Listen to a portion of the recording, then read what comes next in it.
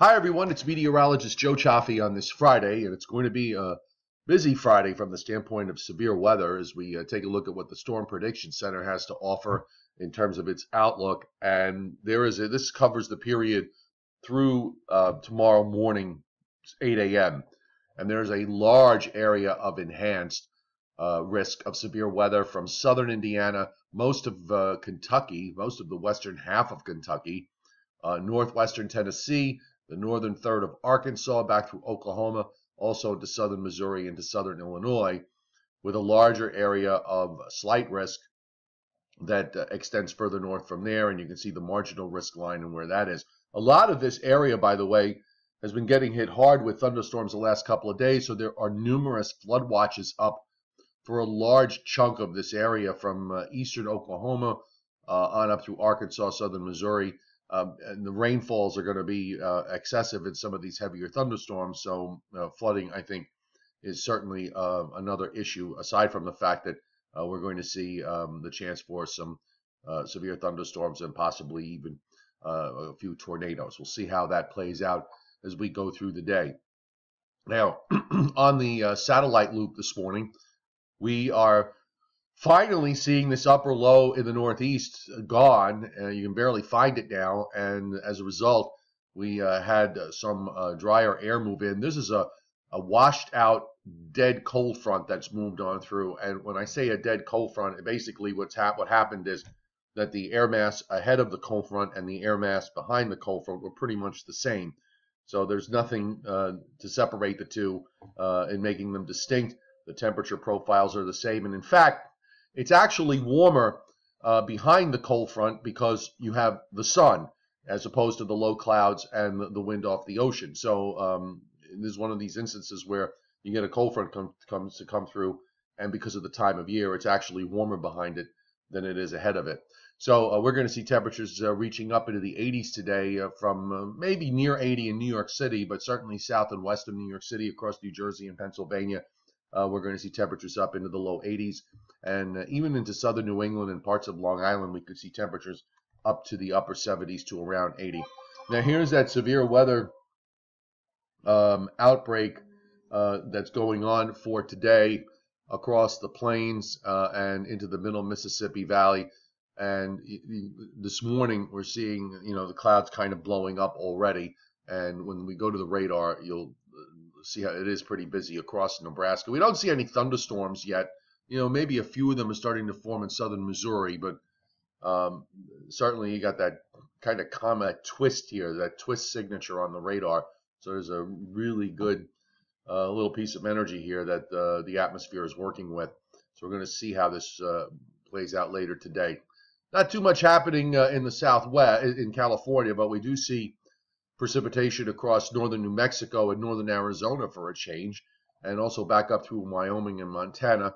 The northwest has some patches of showers here and there, but it's pretty quiet. And here in the east, this is what was produced by the the dying cold front. We're now seeing some showers and thunderstorms flaring up offshore.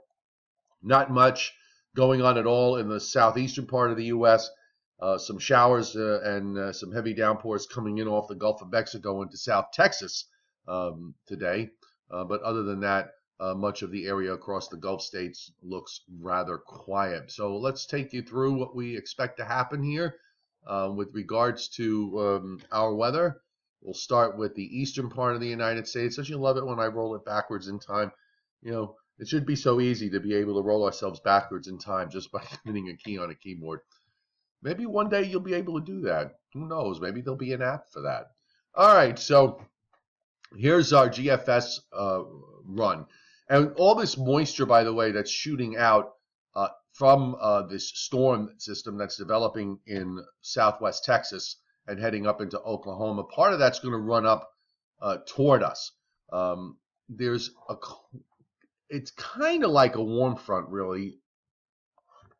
It's sort of hard to find, but there is a bit of a warm front that's going to be coming through here overnight, and that could trigger off a shower or thunderstorm during the early morning hours, maybe till around daybreak in this area. It's not going to change the fact that temperatures are going to climb up into the 80s on Saturday. And here we have this cold high that's sitting up in northern Minnesota, and it's producing snows in. It's going to be producing snow overnight into Saturday across much of the eastern part of Colorado, into northern New Mexico, even touching into northernmost Texas in the Texas-Oklahoma panhandle right in here, and in through western Kansas. And as we move it along, well, I'll give you a better picture of that when we go to the west. But you can see for Saturday, here we've got this low that's coming out from Texas. So there's probably going to be another round of severe weather, eastern Oklahoma, northeast Texas, through central Missouri into central Illinois for Saturday night into Sunday. And it's pretty extensive Saturday night into Sunday morning as that low intensifies and moves up along the Kansas-Missouri border. You can see what happens to the snow out here on the west side. And as far as we're concerned here in the east, we're going to get a backdoor cold front that comes through. And it's right there. Okay, so we're going to turn our wind to the northeast and east on Sunday. So we'll be in the 80s on Saturday in a large area from southern New England all the way south.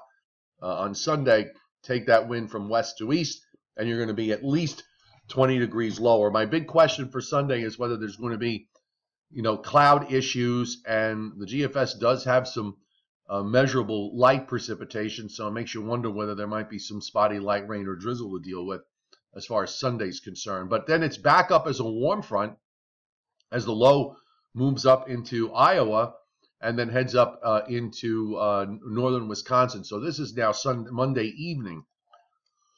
Monday will be a warm day. We'll have a strong southwest flow ahead of the front. So that means temperatures will be trying to get back up into the 70s, and there'll probably be some showers and thunderstorms here Monday night. Looks like probably after 8 p.m. that there might be a line of showers and some thunderstorms moving across the eastern part of the United States. And then we've got cooler air that comes in behind it.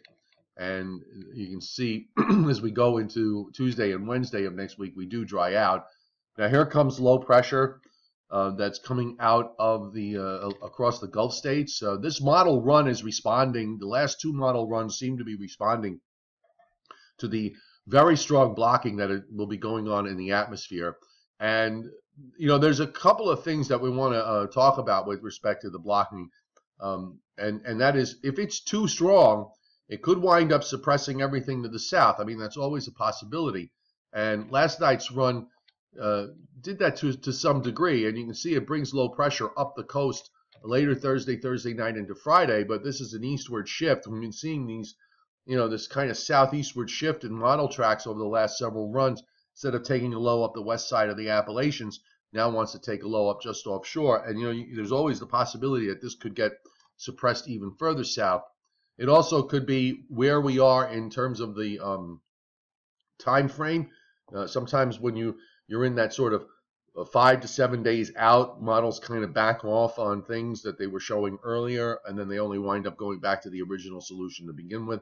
I'm going to look at the upper air in just a second. I want to first go take a look at the west because I know some of you, I know an increasing number of you are interested in, are focused in the west because that's where you live. Okay, so here we have for tonight into Saturday as this storm starts to organize in Texas. So you can see the snow that the GFS shows, and the European shows this too, by the way. And GFS is not alone, so does the Canadian. And we've got, some heavy rains back up into eastern New Mexico, southwestern Kansas, southeastern Colorado. There's a pretty good area of snow that takes us into Sunday morning. So let's see how much. And we'll go to the total snowfall because there's really no danger in us using something less. But as we take a look at this, looks like a nice little patch area of 1 foot plus amounts in southeastern Colorado, extreme northeastern New Mexico, and even up into extreme northwestern Texas and the Texas-Oklahoma panhandle. Excuse me, some places getting over a foot into southwestern Kansas, but a general area of 4 to 6 inches plus looks certainly doable. And that snow, by the way, extends up into Wyoming and a little bit further north than that into southern Montana. So, it's going to definitely be elevation driven given the time of year, but, certainly will be cold enough for most areas to see snow out of this. Okay, so let's go back to the surface map. Now, with this blocking and this ridge that's going to be developing in the west, and by the way, as we go into Sunday and Monday, the area of snow is showing up in parts of Minnesota and northwestern Wisconsin, but not any big deal. Scattered precip in the northern Rockies early next week, but with this trough in the east, big ridge in the west, we would expect to see the weather relax somewhat in the western part of the U.S., and indeed that is the case. So through most of next week, it's not really until next weekend that we get another low of some sort that moves across the northern Rockies into the plains with precipitation there, rain, and some elevation-driven snows. And as we move through the latter part of the forecast period, because now we're into like May 10th or 11th, getting these weather systems coming in one after another. Let's look at the upper air, because this is going to be key. I think there's this mistaken notion, because I see it in my comments on my Facebook page, of what exactly blocking does and means. It doesn't necessarily mean that everything is going to be what you're looking for. A lot of storm freaks and snow freaks, not that snow applies now in the Northeast, but just as an illustration, they hear blocking and they're thinking, okay, snowstorm. Well, you can have all the blocking in the world, and I've pointed this out through the winter months. If the troughs don't set up in the right place, it's not going to help you. Okay, so it's not some cure-all to your lack of storms. Okay, it's a signature in the atmosphere that I think needs to be understood as something that displaces the jet stream to the south. Yeah, it does favor storminess in the east, and we have to look out for those possibilities, but it doesn't guarantee it. We saw it flare up in early March, and it wound up that we got the Northeast got its mid-March blizzard out of that, just inland of the coast. So we've got this signature again, and you can see it here. You start to see this big upper high building up near Greenland and pushing southward. You can almost see how the high just kind of, it's just like applying pressure to the atmosphere from the north, and it's kind of pushing everything down. It suppresses the jet further south. Now here's our trough in the east, right there. Now, one of the things I'm noticing, by the way, this is for later next week, and this is going to make an important difference. The ridge in the west is not nearly as sharp, and the reason why is that the GFS is bringing in some weather systems into the Pacific Northwest, which is going to tend to try to suppress that ridge. And if you suppress the ridge, it's going to make the trough in the east less dynamic. Now, that's something we're going to have to consider. Now, in this particular run, you still wind up with a fairly vigorous upper air storm. Look at this. Look at the strong block that develops up in the North Atlantic. I mean, this is really very, very strong. And again, suppressing the jet stream further south. That upper air storm winds up eventually pulling out. You still see some reflection of the block longer term over Greenland. So that's going to at least keep the idea of a cooler than average pattern going into the first couple of weeks of May, as long as that block is up there. Now, does that mean it can't get warm for a day or two? No, of course it can. Here's an instance as this first system pulls out, for example, on day 11. We're at May 8th. It wants to build a ridge behind it along the East Coast. Now, that would probably mean some warmer weather perhaps everywhere but the immediate coastal area, the Northeast from, say, New Jersey and eastern New York, northeastward. It'll probably be close to average because you got this upper low that's out here pulling down cooler air from the Northeast. But it will be warm and dry just to the west. Here's the western part of the United States getting a little more active. But again, that's very temporary. It pulls right out, and then you get another trough on the upper air as we move to about May 12th, May 13th. Now, again, let's not focus too much on the specifics, but just the general flavor of the upper air pattern. I think that's the important takeaway of this, is that it could be a rather cool, busy, wet pattern going forward. Okay, so everybody have a great Friday and enjoy this weekend. The last weekend of April, we're marching along. May is here. We start hurricane season in the Pacific on May 15th. We have to wait till June 1st for the Atlantic.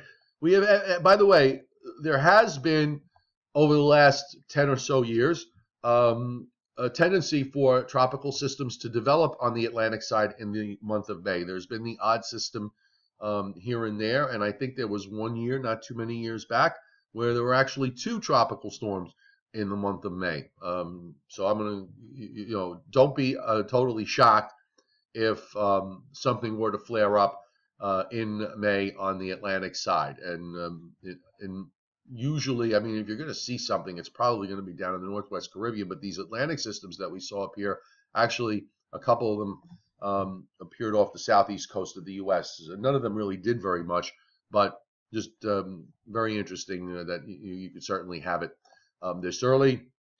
Website posts on meteorologistjoechaffee.com. Angry Ben is on nycweathernow.com, so you can check out the New York City weekend forecast, because New York City is going to be impacted by this backdoor front going through. And you can have my forecast for New York City, Long Island, Connecticut, New Jersey, Hudson Valley, and Eastern Pennsylvania if you download my app and subscribe to my forecast. They're just 99 cents a month, and the app is free, and you'll see links that go on across the top of the video to link you to all of these things whenever you would like. And thank you for being here on my YouTube channel. If you've sat through a 17-minute video, you really do want to subscribe to my YouTube channel, which is absolutely free. You get notifications when other long-winded 17-minute videos come out. All right, everybody, have a great Friday and a great weekend. We'll keep you updating you through the weekend on the weather developments and the severe weather and all the rest of it. So do get some outdoor time. I'm going fishing. All right, everybody, take care.